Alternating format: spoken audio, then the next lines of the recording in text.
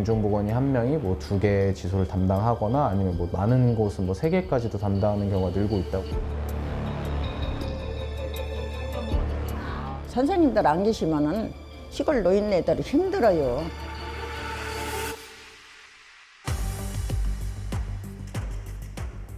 의료시설이 취약한 농어촌이나 도서 지역에서 병역 의무 대신 공중보건에 종사하는 의사를 공중보건의라고 하죠. 그런데 해마다 공중보건의가 줄며 지역의 의료 공백이 우려되고 있습니다. 공중보건의 부족으로 어려움을 겪고 있는 현장을 시사인 대세남에서 찾아가 봤습니다.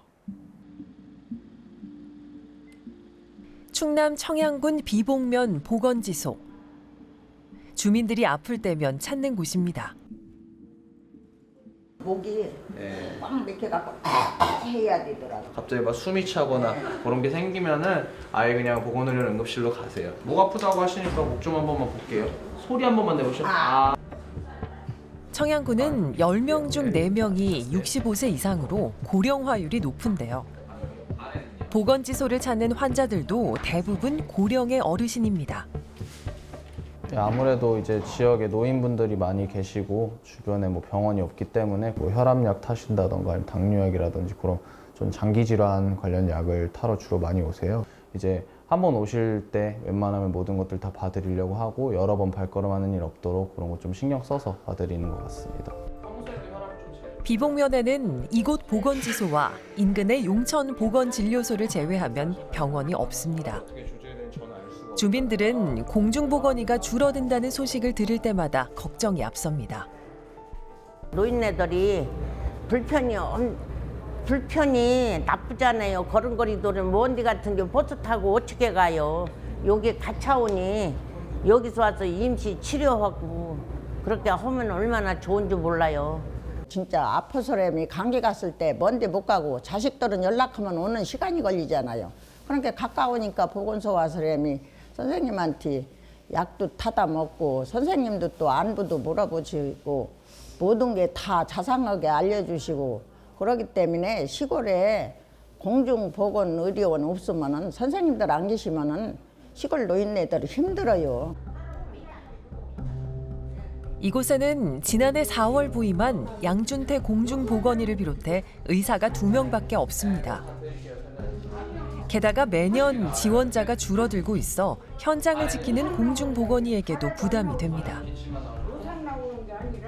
보통 한 뭐 20명 전후 많이 오실 때는 그 정도 오시고 지금은 저는 이렇게 지소에서 근무를 하는 경우 이렇게 비봉보건지소 여기 한 군데에서 근무를 하고 있지만 뭐 다른 지자체들을 보면은 그 공중보건이 한 명이 뭐 2개 지소를 담당하거나 아니면 뭐 많은 곳은 뭐 3개까지도 담당하는 경우가 늘고 있다고 하더라고요. 그래서 여기 청양군도 아마 올해 이제 복무해제 하시는 분들이 많아가지고 그만큼 이제 충원이 안 되면은 이제 앞으로 근무하실 분들은 조금 더 힘들지 않을까 생각을 하고 있습니다.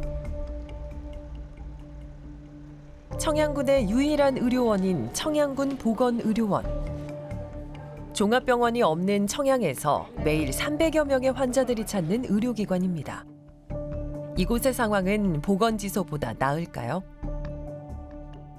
22년도까지는 저희가 안과가 있었는데 24년도 1월부로 저희가 이제 안과를 운영을 하지 않고 있어요. 근데 이게 또 애석하게도 청양군 관내에 안과 병의원이 아예 없어요. 청양군이. 그러다 보니까 이제 주민들께서 인근에 뭐 가까운 공주라든가 홍성이라든가 불용으로 안과를 내원하는 좀 불편함을 겪고 있습니다. 이 공중보건의 선생님들이 곧 전역을 앞둔 과도 있다고 들었는데 일단 제가 뭐 치과, 영상의학과, 일반의과, 한의과 선생님들을 한의과 선생님들까지 16명 정도가 이제 올해 상반기에 전역을 하셔요. 이분들이 나가시고 나서 이제 당연히 CT 같은 걸 제가 촬영을 해야 되는데 이제 좀 그게 어려울까 봐 좀 걱정이 많이 됩니다. 매년 공중보건의가 줄어들면서 진료과도 줄고 있습니다. 환자들은 과거 이곳에서 받을 수 있던 의료 서비스를 더 이상 받을 수 없는 상황입니다.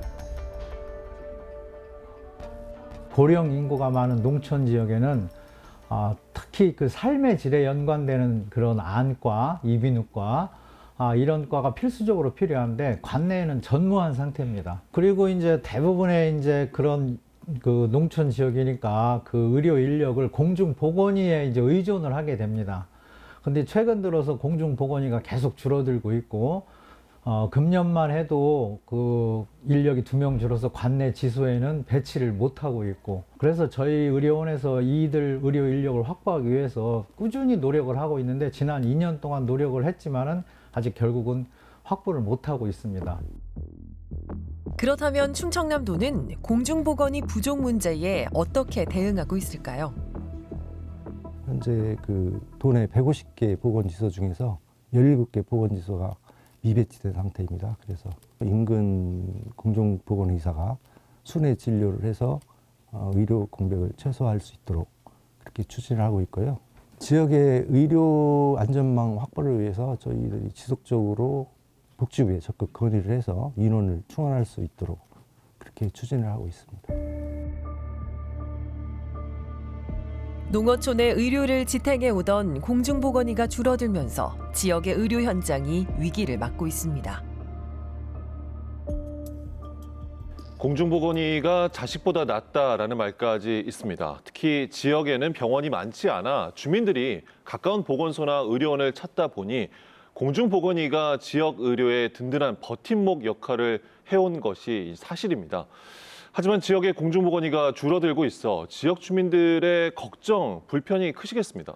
예, 맞습니다. 지역 주민들은 이러다가 보건소가 없어지는 거 아니냐 이렇게 걱정들을 좀 많이 하고 계셨습니다. 아무래도 진료를 봐주던 공중보건의가 전역을 하고 그 자리가 채워지지 않는다면 원래는 우리 동네에서 진료를 받을 수 있었던 것이었는데 다른 지역으로 가서 똑같은 진료를 받으려면 그만큼 불편함이 생길 수밖에 없는 것이잖아요. 저희가 만난 서천의 한 주민은 무릎이 아파서 거동도 힘든 상황에서 겨우 보건소를 다니고 있다. 그런데 공중보건의가 없어져서 다른 지역의 병원까지 가려고 하면 아파도 참는 수밖에 없지 않느냐 이렇게 답답함을 호소하시기도 했습니다. 예. 이 공중보건의 부족으로 생기는 의료 공백을 의료 취약 지역의 주민들이 오롯이 이제 감당해야 하는 상황입니다. 공중보건의가 감소하며 발생한 지역의 의료 공백 문제. 자, 충청남도 공공보건의료지원단 김영택 단장과 이야기 더 나눠보겠습니다. 단장님 어서 오십시오. 네, 안녕하십니까. 단장님, 이 공중보건의가 줄어든다는 것은 지역에서는 의사를 잃는 셈이나 마찬가지일 텐데요. 공중보건의가 그동안 얼마나 줄었습니까? 공중보건의사가 의사, 한의사, 치과의사 이렇게 구성되어 있거든요. 근데 주로 문제가 되는 건 의사죠. 근데 우리 현재 한 공중보건의사는 한 340명 정도 되고요. 제일 많았을 때 2009년에 540명 정도였으니까 한 200명 줄었죠. 예, 더 심각한 문제는 이 중 절반 가까이 되는 인원이 올해 4월 전역할 예정이라는 건데요. 일선 의료 현장에서도 점점 늘어나는 빈자리를 어떻게 채워야 할지 막막해서 걱정이라고 합니다. 예. 국민이라면 마땅히 누려야 할 건강권인데 지역에 산다는 이유로 위협받게 되는 것은 아닌지 우려가 되는데요. 단장님, 이렇게 공중보건 인력이 줄어들면 실제 이제 지역에서는 어떤 문제가 발생합니까? 공중보건의사가 주로 담당하는 역할이 없어지는 거죠. 주로 이제 1차 의료에서 제공해야 될 의료 서비스가 주민들이 못 받게 되는 겁니다. 그리고 두 번째로는 충남은 넓은 지역에서 2차 병원을 갖고 있어요. 그래서 이제 그것이 이제 3차 병원으로 가는 전달 체계, 소위 말하는 의료 전달 체계인데 이 허리를 막고 있는 2차 병원의 의료 전달 체계에서 2차 병원의 의료 인력도 좀 부족해지는 셈이 돼요. 일부는 공중보건 의사로 충원하고 있거든요. 결국은 이런 문제가 인구 소멸, 지역 자족에 대한 문제까지도 다 연결되는 문제가 되는 겁니다. 네네. 지역의 의료 공백, 비단 어제 오늘의 일이 아닌데요. 지역민들이 큰 불편을 겪지 않게끔 하루빨리 대책이 마련돼야겠습니다. 자, 신서우 기자, 지방자치단체 차원에서는 어떻게 대응을 하고 있습니까? 예, 지방자치단체에서는 순회 진료를 확대한다든지 또 보건지소 통폐합 등의 자구책을 마련을 해서 시행을 하고 있습니다. 하지만 현장에서는 진료의 연속성 문제를 지적을 하고 있거든요. 의사 입장에서는 처음 보는 환자에게 매번 설명을 해야 하고 또 기저질환을 파악하는 데도 시간이 걸릴 뿐 아니라 보건소마다 구비된 약도 달라서 진료에 어려움이 있다고 합니다. 예. 또 공중보건의 대신에 일반 전문의를 채용하기도 하는데요. 아무래도 비용이 많이 들다 보니까 지자체 차원에서는 감당하기는 어려운 게 현실입니다. 그러다 보니까 의료 취약 지역의 주민 불편은 앞으로도 계속될 것으로 보입니다. 네. 결국 지금의 대책들은 근시안적인 것으로 보이는데요. 단장님, 일당백으로 이제 지역 의료의 파수꾼 역할을 해온 공중보건의가 감소하게 된 이유가 있을까요? 이게 구조적인 문제라고 보면 의대 정원이 3,100명 정도거든요. 그리고 이제 매년 면허 받는 사람 한 3,000명 정도니까 매년 3,000명이 나오죠. 그 중에 여자와 남자가 있어요. 군복무 대체니까 한 2,000명 정도가 남자예요. 그 중에 이제 군필하는 것, 그 다음에 근데 우리나라는 이제 의무장교로 한 800명 정도 먼저 뽑고, 그 다음에 그 나머지 이제 군 복무 대체를 할 거냐, 현역으로 갈 거냐인데 이 부분에서 갈려지는 것 같아요. 그러니까 지금은 18개월 근무로 현역이 끝나는데 이제는 36개월 근무해야 돼요. 그 훈련 기간도 포함되지 않는. 그리고 보수가 한 200만 원 정도 되는데 거의 얼추 현역 병장 월급이 200만 원 거의 따라가고 있거든요. 그러면 누가 18개월 근무할 거냐, 현역으로 뛸 거냐. 그래서 운영상의 문제가 있는 거죠. 그 군 현역이 훨씬 더 유리하니까 대부분 남자들이 현역을 선택하게 되는 겁니다. 예, 실제로 지난해 대한공중보건의사협의회에서 그 의대생과 전공의 등을 대상으로 설문조사를 실시를 했는데요. 예, 응답자 4명 가운데 3명이 그 공중보건이나 군의관 대신에 현역으로 복무하겠다 이렇게 응답을 했습니다. 특히 현역으로 복무하겠다고 응답한 이들 가운데 89% 이상이 공중보건이나 군의관으로 복무하는 기간이 너무 길어서 부담이 많이 된다 이렇게 답을 했거든요. 공중보건의의 근무 환경과 처우가 열악하다 보니까 차라리 짧고 굵게 현역으로 복무를 하고 사회로 나와서 다시 공부를 하겠다 이런 의대생들이 늘어가는 추세라고 합니다. 네. 자, 점차 줄어드는 공중보건이 처우가 개선되지 않는 것도 그 원인 중 하나로 보이는데요. 단장님, 해결책이 좀 있겠습니까? 처우 개선이 되는 것이 해결일 것입니다. 현역병으로 가는 것과 그 공중보건으로 복무하는 것에 대한 처우를 좀 차이를 개선해 주는 것, 그리고 또 복무 기간을 단축하는 것, 그것이 현재 공중보건을 충당하는 첩병이라고 봅니다. 예, 실제로 말씀하신 것처럼 법제도의 그 개선 움직임이 있거든요. 그러니까 지난해 의료인들의 그 공중보건의사 기피를 막기 위해서 그 복무 기간을 군사훈련 기간을 포함을 해서 2년으로 단축하는 병역법과 군인사법 일부 개정안이 발의되기도 했습니다.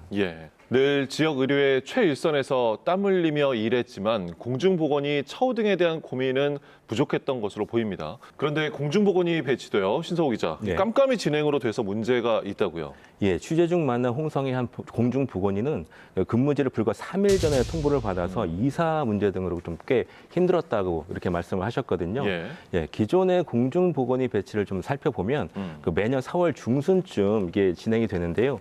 그 육군훈련소 그 군사훈련하고 맞물려서 진행이 되다 보니까 매년 4월 중순쯤 이루어지게 되는데 문제는 그 배치 과정에서 공중보건의 의견이나 사정이 전혀 반영되기가 어려운 현실이라는 겁니다. 배치 지원을 하기 전에 지역 수요나 정원 보충 차원에서 기계적으로 배치가 이루어지는 구조거든요. 그러다 보니까 누구도 만족하기 어려운 경우들이 좀 많이 발생하고 있는 거죠. 공중보건의사 제도의 원래 이제 취지가 보건의료 취약 지역의 의료 공백을 최소화하기 위함이지 않겠습니까? 결국 공중보건의사 제도의 유효 기간이 다 된 것은 아닌가라는 생각도 하지 않을 수가 없는데요. 단장님, 자, 현재 의료 인력만을 활용하는 임시 방편이 아닌 중장기적인 대안 좀 필요하지 않을까 싶은데요. 근본적으로 공중보건의는 임시방편의 그 대체 복무에 해당하는 사안이거든요. 지역사회에 정착해서 필요한 의료 서비스를 지역사회 주민에게 제공하는 게 그런 인력이 필요한 거죠. 그게 최근에 발표한 의대 정원 확대죠. 그런데 이게 효과가 발휘되려고 해도 7년 정도 이상이고요. 그리고 숙련된 의사로서 지역사회에 근무하게 하려면 그 7년이 더 필요하니까 한 15년 정도 이후의 효과거든요. 지역의사 선발제도도 한번 고려해 볼 만한 대안으로 볼 수 있을 것 같은데요. 미국과 호주 같은 해외에서는 의료 취약 지역 근무를 조건으로 의대 입학을 허가를 해준다든지 아니면 장학금을 지급하는 방법으로 의료 공백을 메우고 있습니다. 최근 이제 공중보건의가 부족해지면서 나온 대안 중에 하나입니다. 공공의대 설립도 거론이 되고 있잖아요. 네, 지역 공공의대를 설립하고 해당 대학을 나온 학생들에게 의무적으로 지역에서 근무하게 하는 건데요. 일본이 의사 부족 문제를 해소하기 위해 설립한 자치의과대학 졸업생 10명 가운데 6명이 의무 복무 기간이 끝난 후에도 지역 사회에 정착한 것으로 나타났다고 합니다. 예. 그러니까 일본 도치기현의 스모츠케에 위치한 자치의대는 47개 지방자치단체가 공동으로 설립한 학교로 그 학생들은 출신 지자체로부터 학비를 지원받는 대신에 졸업 뒤에 지정 의료기관 등에서 의무적으로 일하게 돼 있습니다. 예. 단장님께서는 이렇게 최근 나오고 있는 여러 대안에 대해서는 어떻게 생각하십니까? 그 의대 정원을 갖고 이제 정부가 방침을 갖고 방향을 결정해서 하고 그다음에 지역 근무를 할 수 있는 지역 정착에 대한 조건이요. 일본 사례처럼. 그리고 본질적으로 저출산 시대에 그다음에 고령화 시대에 인구 소멸이 되는 지방 지역 사회 이 부분에 대해서는 의료에 대해서 고비용 구조를 생각해야 돼요. 그래서 지역 사회로는 인구가 작은 스몰 마켓일수록 수요가 너무 작아서 공급이 충분히 이루어지지 않을 때 공급 체계를 유지하려면 그 공급 체계는 비싸져야 되거든요. 근데 그거를 본인이 부담하는 것이 아니라 예. 정부가 지방 정부가 이렇게 부담하는 형태로 해서 문제를 해결해야 된다고 봅니다. 네. 결국 지역 의료를 공중보건의에게만 의존할 것이 아니라 또 지역 사회를 위해 일할 수 있는 전문 의료 인력을 갖추는 것이 이 문제를 해결할 첫걸음이지 않을까 싶습니다. 의료 사각지대에 놓인 국민을 보듬는 일은 국가의 기본 책무입니다. 사는 지역은 다를 수 있지만 누릴 수 있는 의료 서비스의 질이 달라서는 안 될 것이고 지역에 따라 의료 격차가 커지는 현실을 방치한다면 지역의 의료 공백은 더 커질 수밖에 없을 것입니다. 정부와 지자체는 지금이라도 지역의 의료 현장을 들여다보고 지역 의료 공백을 해소할 수 있는 실질적인 대책을 강구해야 할 것입니다. 자, 충청남도 공공보건의료지원단 김영택 단장, 또 신서구 기자 두 분 말씀 고맙습니다. 여러분은 지금 시사인 대세남과 함께하고 계십니다.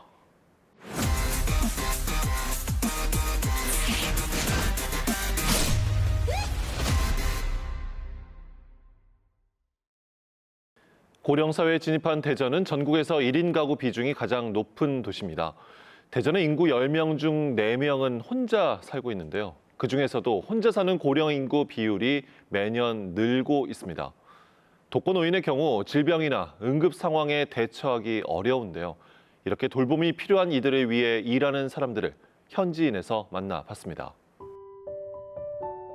요즘에는 정말 혼자 사시는 분들이 뭐 청년부터 장년, 어르신까지 1인 가구의 비중이 많이 늘어나고 있는데요. 그리고 당연히 또 혼자 사시다 보면 그 외로움도 느끼고 아니면 일상생활에서도 힘들 때도 보통 느낄 때가 있다고 생각을 합니다. 근데 좀만 문을 열고 밖을 나가보면 그 주위에서 많은 도움을 주실 분들이 있거든요. 가까이 있는 통장님, 그리고 더 나아가면 복지관, 그리고 동행정복지센터. 언제나 그 도움을 주실 분들이 기다리고 있는 것을 기억해 주시길 바랍니다. 대덕구청 복지정책과 통합돌봄 사업팀장 김민정입니다.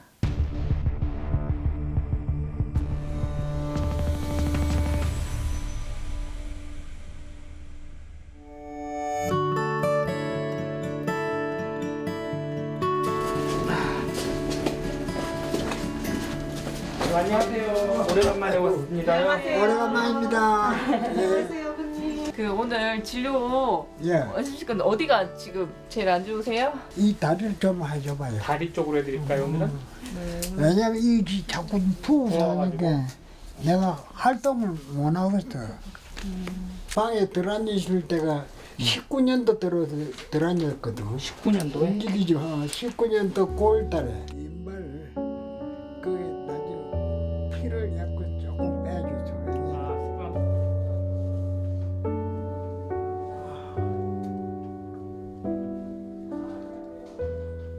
이제 거동이 불편한 어르신들에서 직접 여기 그 한의사 그 원장님이 방문을 해줘서 침 치료나 아니면 그 뜸, 부항 이런 치료를 해주는 저기 방문 진료 사업입니다.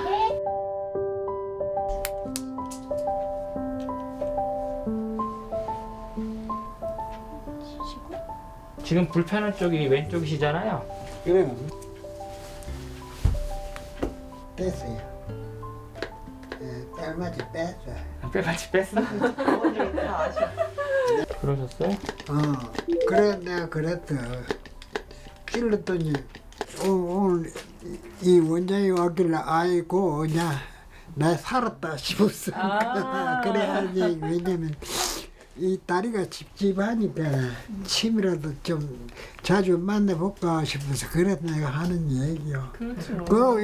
또 입으로 가서 놔주고 나면 한 며칠간은 괜찮아. 그럼요. 내 의지에 따라서 움직이시지 못하고 불편하니까 아무래도 조금 더 신경이 좀 많이 쓰이고, 그리고 이제 조금이라도 더 호전이 되면 이분들한테는 훨씬 더 이제 뭐 애착이라고 그럴까요? 뭐 그런 게 좀 있는 것 같아요. 이런 분들은 뭐 제가 이제 안 나오고 그러면 다른 선생님들이 나오기도 좀 힘드니까 그런 게 좀 있는 것 같아요. 우리가 자꾸 붓는 게 양쪽 다 붓잖아요, 그렇죠? 심장이 조금 안 좋으신가 어쩐가. 아버님, 화장실 가실 때 네. 이 바닥에 지금 미끄럼 방지 매트나 보조 기구가 없어요. 깔아드릴 수 있게 연계해 드릴 텐데 괜찮으시겠어요? 아이고 고마워요. 고마워. 아버님, 네. 아까 혈당 체크는 하셨는데 네. 혈당은 괜찮으셨는데 혈압이 조금 올라갔어요. 네. 맵거나 짜거나 그런 음식은 드시지 마시고 네. 건강 식단으로 하셔요. 예, 알겠습니다. 제가 13일에 다시 올게요. 그때까지 알았습니다. 편안하게 잘 계십시오. 네. 네, 가볼게요, 아버님. 네, 가볼게요. 네. 네, 잘 가세요.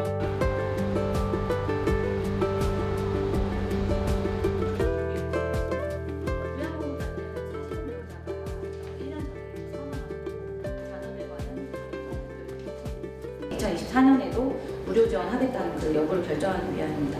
서로 관계가 한인 원장님과도 관계가. 그 라포가 되게 형성해요. 이 지역 회의는 동에서 저희 아까 방문한 대상자를 해서 그 어떤 서비스가 필요한지 각 분야의 기관에서 이제 전문가분들이 모여서 이분에 대해서 더 이렇게 논의하고 맞춤형 서비스를 제공하려고 하는 회의입니다.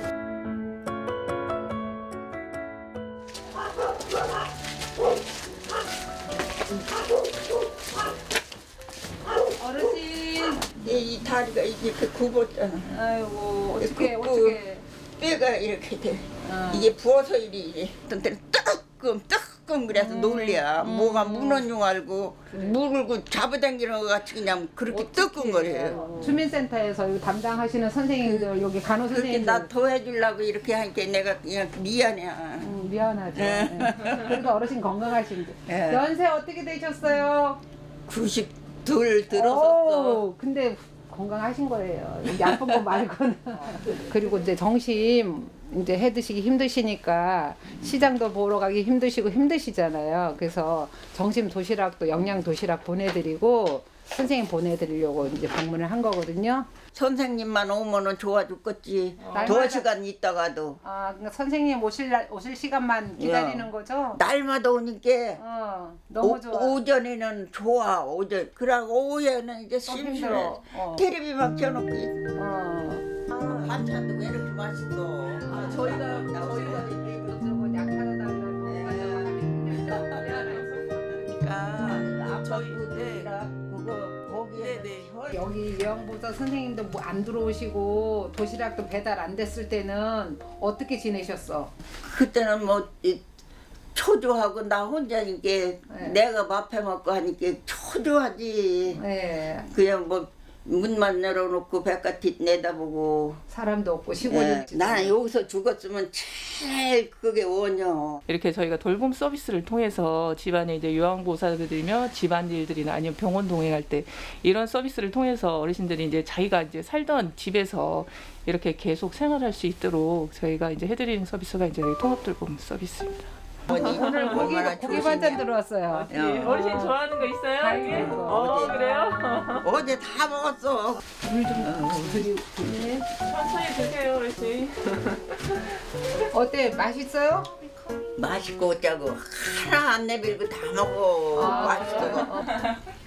그러니까 건강하시게 오래오래 사셔야지 자식들도 좋고 다 좋죠. 잘 안 드셔. 맛있어. 너무 맛있어. 다 맛있어. 네. 잘 드시고 건강하셔야지.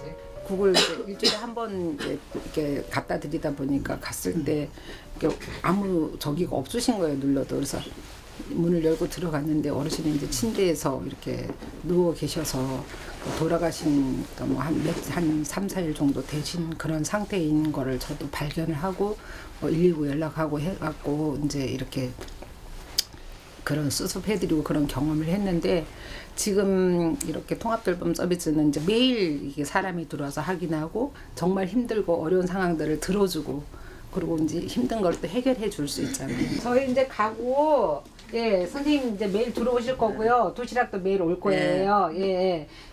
자주 봬요. 잘 지내시고. 또 해주는데 뭐 잘 있어야지. 네네. 잘 계시고 힘들고 병원 가실 일 있으면 선생님한테 말씀하시면 또 우리 간호선생님하고 연결을 해갖고 또 방문 진료도 해드리고 하실 거예요. 다음에 뵙겠습니다. 안녕히 계세요.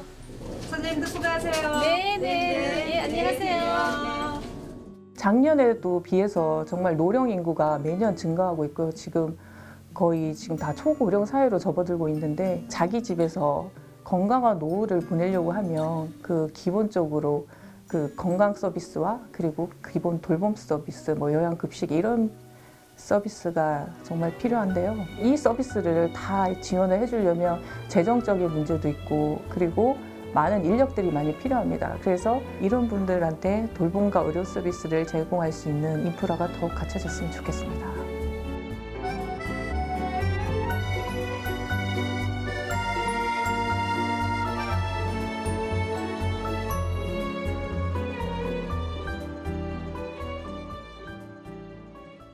식사 준비와 친구 만들기, 보건복지부와 한국보건사회연구원에서 발표한 고독사 중증 위험군에게 가장 필요한 서비스입니다.